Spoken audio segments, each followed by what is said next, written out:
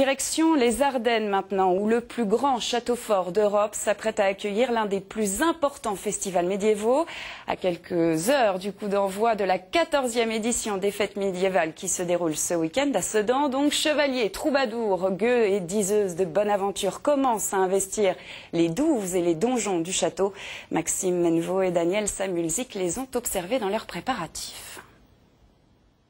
En passant aux abords du château médiéval de Sedan, nous sommes tombés sur de drôles d'énergumènes.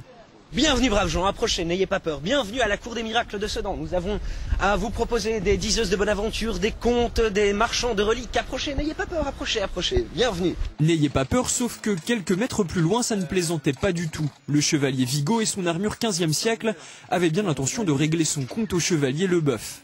Alors là, on est en train de me mettre le gorgerin. Donc c'est une pièce d'armure qui sert à protéger la gorge justement contre les égorgements, les coups d'épée, les coups de dingue. Ça permet de dévier le coup.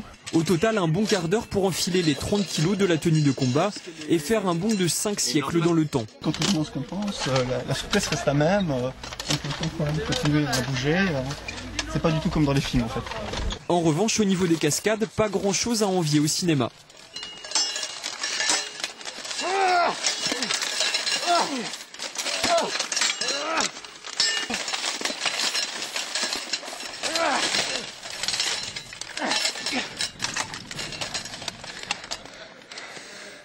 Comme eux, dès demain, ils seront plus de 120 issus d'une quinzaine de compagnies à vous faire partager leur passion pour le Moyen-Âge. Les 35 000 mètres carrés du plus grand château médiéval d'Europe seront pris d'assaut par les marchands, les mercenaires, les artisans ou les historiens.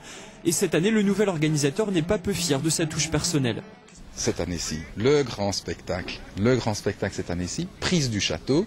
En fait, ce sont des hordes de mercenaires qui vont venir attaquer les villageois et puis le seigneur du château, avec machines de siège, bouche à feu, d'accord, des flèches enflammées, des barricades qui s'effondrent. Ce week-end, vous devriez être au moins 40 000 à découvrir ce spectacle et les autres spécialités moyenâgeuses.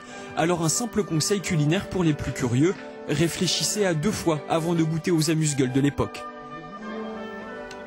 Et le folklore médiéval qui prend possession des Ardennes, c'est l'information qui a inspiré notre dessinateur du jour, Christophe Damien Débécourt.